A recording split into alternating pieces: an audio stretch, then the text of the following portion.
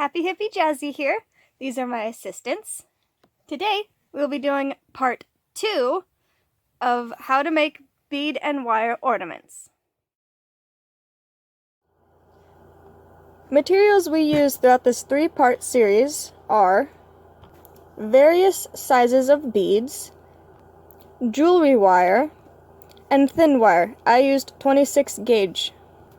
I also used bells, charms, and bows to top things off. Tools I used are pliers, wire cutters, and chopsticks. You can also just use a pencil. Make a loop. Add your beads in a pattern of 2 or 3 colors. Make a loop at the end. If you have a bead with a large hole, make the loop around the last bead. Bend either the top or bottom in a half circle.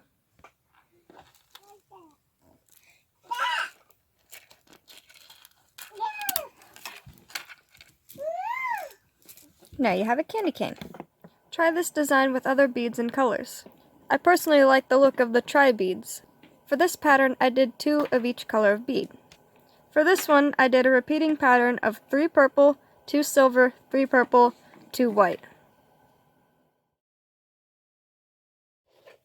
For this design, you will need about an 8.5-inch piece of wire and 2 colors of these 6-star shaped beads. Make a loop. Add 2 beads of one color, and 2 more of the other color. Continue this pattern all the way down. You'll want to leave a little bit of space at the end to make a loop. These loops are only to keep the beads on, so you can make them however you want as long as it holds the beads.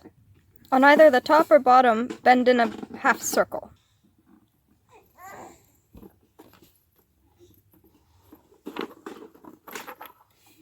There you have your crystal candy cane. These ornaments glitter in the light.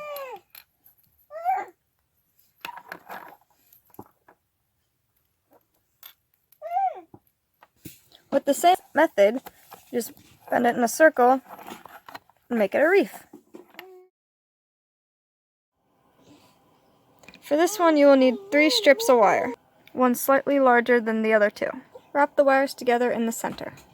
To do this, twist 2 of the wires together and slide the other one through the loop.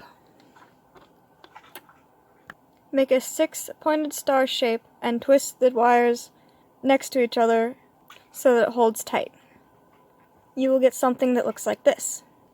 Slide a bead with a large hole over the 3 twisted spots.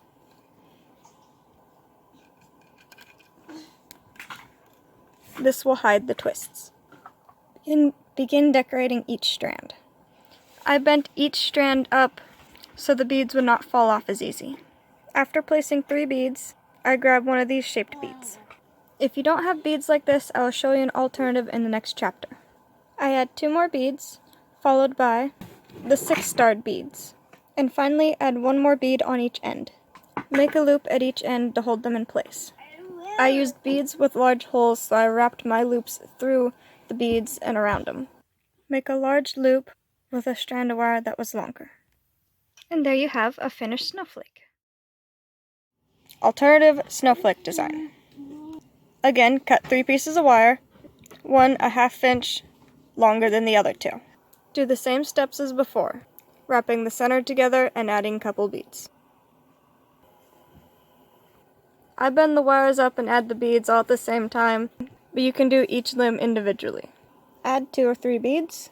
For this next step, you want beads with large holes. Bend your wire in an L shape and add 1 bead. Bend your wire back over the bead. Add 2 more beads. Pull the wire through the bead you placed in the previous step. In this case, it was my purple bead. You want to go back to the other limbs and do the same thing to all of them. You'll get something that looks like this. You could cut the wires and call it good, or do a little more, if you have the extra wire. Bend the wires all to the right and add beads. Wrap your wire under this bead on the limb to the right of it. You'll get something that looks like this. Do the same to the next limb. Do this to all the limbs. You'll wind up with something that looks like this. Make a loop with the wire that was longer. If you didn't leave yourself enough space to make the loop twist, use smaller wire to wrap around it. Now you have a connected snowflake. You can get more creative and make it a charm ornament by adding charms or bells at the end. Thanks for watching! Bye-bye! Bye.